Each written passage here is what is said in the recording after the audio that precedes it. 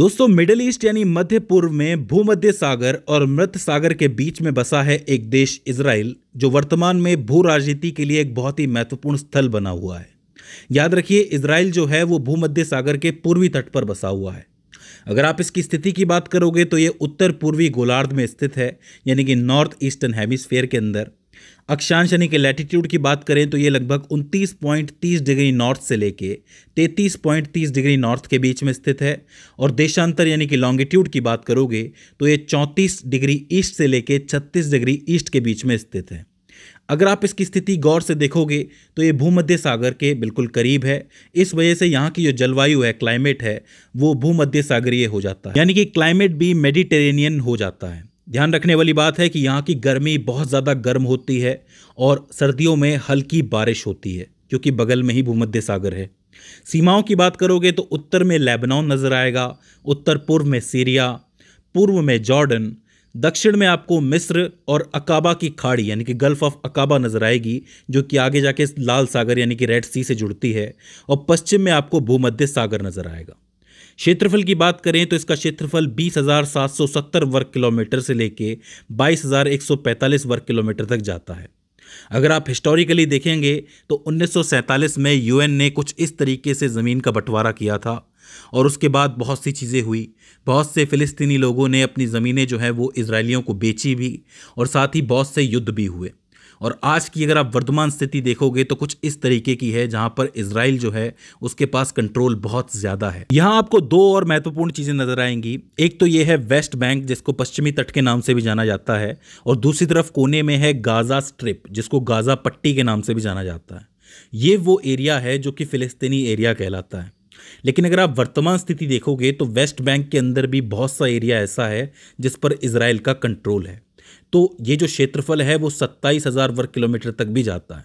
हालांकि ये पूरा क्षेत्रफल जो है वो अंतर्राष्ट्रीय रूप से मान्य नहीं है, सिर्फ आज की तारीख में ऐसा हो रखा है। तो इस चीज़ को आपको याद रखना है। तो क्षेत्रफल के मामले में आप ये कह सकते हो कि ये क्षेत्रफल अनडिफाइंड है, बढ़ता घटता रहता है। एक अगर आपको मानक ही मानना है तो 20,770 वर्ग किलोमीटर मान लीजिए, वो ज़्यादा बेटर रहेगा। अब इजराइल और फिलिस्तीन की इस स्थिति की वजह से यहाँ की राजनीतिक स्थिति भी काफ़ी ज़्यादा डिफिकल्ट है, काफ़ी ज़्यादा जटिल है। अगर राजधानी की बात की जाए तो इजराइल की राजधानी जो है वो यरूशलेम है। ये जो है सबसे बड़ा शहर भी है, और यहाँ बहुत ज़्यादा आबादी भी बसती है। दुनिया के सबसे पुराने शहरों में से एक इसको माना जाता है, और ये यहूदी, ईसाई और इस्लाम धर्म तीनों के लिए महत्वपूर्ण भूमिका निभाता है। यरूशलेम जो है वो जूडियन पहाड़ियों पर एक पठार पर स्थित है। यरूशलेम का जो पूरा प्रशासन नियंत्रण है वो इजराइल के पास है, लेकिन इजराइल और फिलिस्तीन दोनों ही इस पर अपना दावा करते हैं। इसके अलावा भी यहाँ पर महत्वपूर्ण शहर है, जैसे कि तेल अवीव, इसका नाम आपने सुना होगा। ये जो है अपनी जीवंत संस्कृति, आधुनिक वास्तुकला और आर्थिक महत्व के लिए जाना जाता है। इसको इजराइल की आर्थिक रीढ़ भी कहा जाता है। ये जो शहर है इजराइल की वाणिज्य राजधानी कहलाता है, और प्रमुख तकनीकी केंद्र भी कहलाता है, तो इसे भी आपको याद रखना है। और इसके साथ ही तेल अवीव अपने समुद्र तटों के लिए भी बहुत ज़्यादा फेमस है, क्योंकि आपको पता है कि ये भूमध्य सागर के साथ ही सटा हुआ है। दूसरा जो इंपॉर्टेंट शहर आता है वो है हाइफा। हाइफा जो है वो इजराइल का तीसरा बड़ा शहर है, जो उत्तरी हिस्से में स्थित है, और बहुत महत्वपूर्ण बंदरगाह शहर इसको माना जाता है।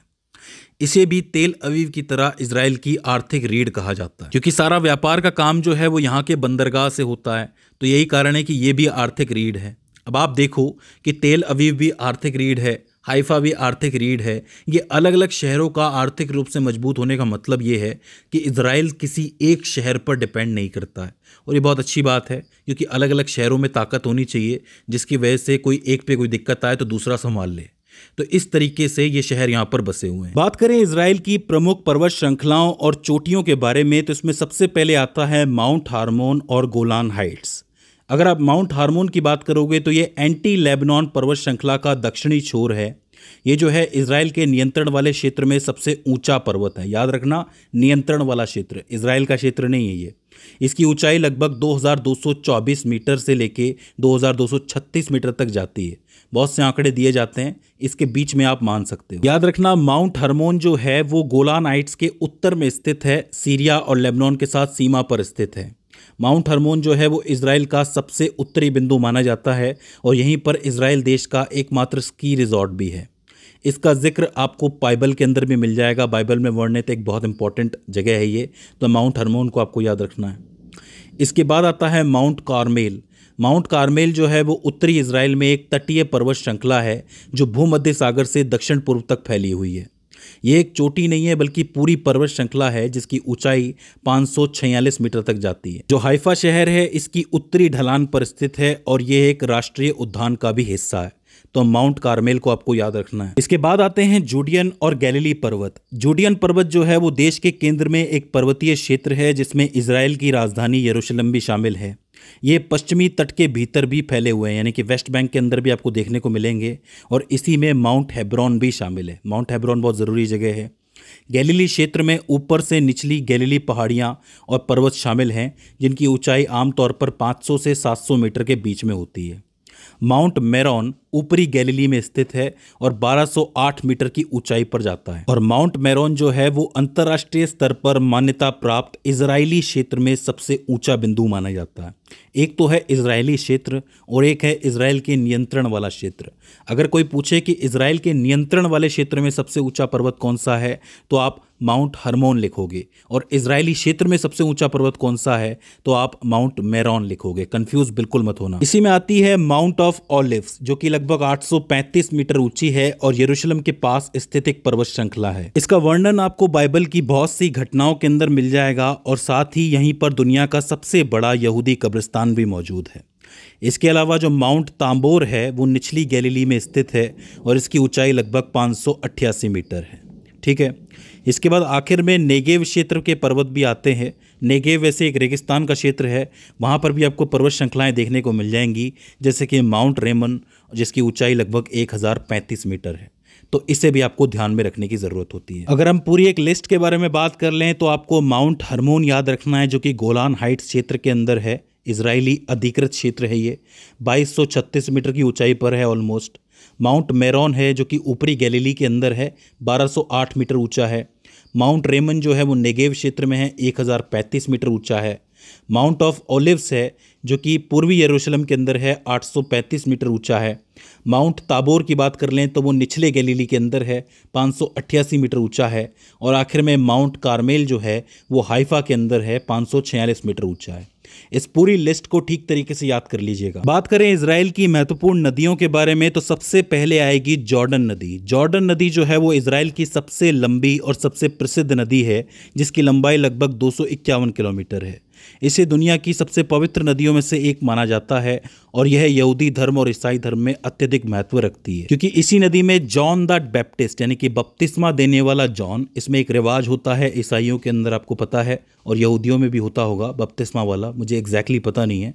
तो जॉन द बैप्टिस्ट जो थे उन्होंने यीशु मसीह का बपतिस्मा इसी नदी के अंदर किया था, इसलिए इसको इंपॉर्टेंट माना जाता है। धार्मिक रूप से भी है और साथ ही आर्थिक रूप से भी है, तो इसे आपको याद रखना है। ये नदी गैलीली सागर से मृत सागर तक बहती है और इसकी प्रमुख सहायक नदियों में बनियास नदी जिसको नहल हर्मोन के नाम से जाना जाता है, डैन नदी, हसबानी नदी और अयून स्ट्रीम शामिल है, तो इसे आपको याद रखना है। इसके अलावा कुछ एक नदियां जो है वो भूमध्य सागर में भी जाके मिलती हैं, जैसे कि किशोन नदी, नहल अलेक्जेंडर नदी जो कि 45 किलोमीटर लंबी है, लखिश नदी जो कि 70 किलोमीटर लंबी है। इसके अलावा अयालोन नदी जो कि जूडियन पहाड़ियों से निकलती है और यारकोन नदी में जाके मिलती है। तो इन नदियों को आप स्पेशली याद रख सकते हो जो कि सिर्फ भूमध्य सागर में जाके गिर रही हैं। इसके अलावा मृत सागर यानी कि डेथ सी भी अपने आप में एक इंपॉर्टेंट जल निकाय है जिसमें पानी कहाँ से आता है, जॉर्डन नदी से आता है, तो इसे भी आपको आखिर में याद रखना है। इजराइल के कुछ एक अन्य प्रमुख जल निकाय भी हैं जैसे कि गैलीली सागर, वो बता चुका हूँ मैं आपको, इसको किनरेत के नाम से भी जाना जाता है। लाल सागर हो गया, भूमध्य सागर तो है ही है, तो इन सभी को ठीक तरीके से याद रख लीजिए। अगर आपको हवाई अड्डा याद रखना है तो एक बहुत ही इंपॉर्टेंट हवाई अड्डा है इजराइल के अंदर जिसका नाम है बेन गुरियन अंतर्राष्ट्रीय हवाई अड्डा। ये तेल अवीव के पास स्थित है, इजराइल का मुख्य अंतर्राष्ट्रीय हवाई अड्डा है। हाल ही में सुरक्षा के कारणों से इसको बंद कर दिया गया है जिससे कि अंतर्राष्ट्रीय यात्रा काफ़ी ज़्यादा प्रभावित हुई है। इसको बहुत ही मेन माना जाता है क्योंकि हज़ारों लाखों यात्री जो है वो इससे ट्रैवल करते हैं, तो इससे आपको याद रखना है, ये बहुत ज़रूरी है। अब आखिर में हम बात कर लेते हैं इजराइल के बंदरगाहों के बारे में। तो लगभग 3 इंपॉर्टेंट बंदरगाह हैं। सबसे पहले आता है हाइफा बंदरगाह जो कि सबसे महत्वपूर्ण माना जाता है क्योंकि हाइफा को बंदरगाह शहर के नाम से भी जाना जाता है। भूमध्य सागर पर ये खुलता है, हाइफा के अंदर मौजूद है। इजराइल का सबसे बड़ा अंतर्राष्ट्रीय बंदरगाह इसको कहा जाता है। लगभग 30% आयात ये संभालता है। जो प्रमुख नौसैनिक अड्डा है और तेल रिफाइनरी है वो यहाँ पर मौजूद है। यहीं पर अदानी समूह का भी निवेश हुआ है, आपको पता है। हाल ही के अंदर इसको निशाना भी बनाया गया था, तो इस जगह को आपको याद रखना है। दूसरा जो इंपॉर्टेंट बंदरगाह है वो अशदोद बंदरगाह है। वो भूमध्य सागर पर ही है, अशदोद के अंदर मौजूद है। ये भी प्रमुख अंतर्राष्ट्रीय बंदरगाह है, तो इसे आपको याद रखना है। और तीसरा है इलात बंदरगाह, जो कि इलात के अंदर मौजूद है, लाल सागर पे मौजूद है और देश का दक्षिणी प्रवेश द्वार कहा जाता है। तो दक्षिण के लिए बहुत ही इंपॉर्टेंट इस जगह को माना जाता है, तो इसे आपको याद रखना है। तो 3 बंदरगाह हो जाते हैं, हाइफा बंदरगाह वो तो बहुत इंपॉर्टेंट है ही, अशदोद बंदरगाह और इलात बंदरगाह। तो इन तीनों को आपको याद रखना है। तो दोस्तों ये हो जाता है इजराइल का बेसिक भूगोल। आई होप आपको समझ में आया होगा और आपने इस वीडियो से कुछ ना कुछ नया ज़रूर सीखा होगा। अगर इसके बाद भी इसके अंदर आपको कोई क्वेरी आती है, कोई दिक्कत आती है, तो आप हमें कमेंट सेक्शन में बता सकते हैं। तो दोस्तों आज की इस वीडियो के अंदर बस इतना ही। See you in the next one.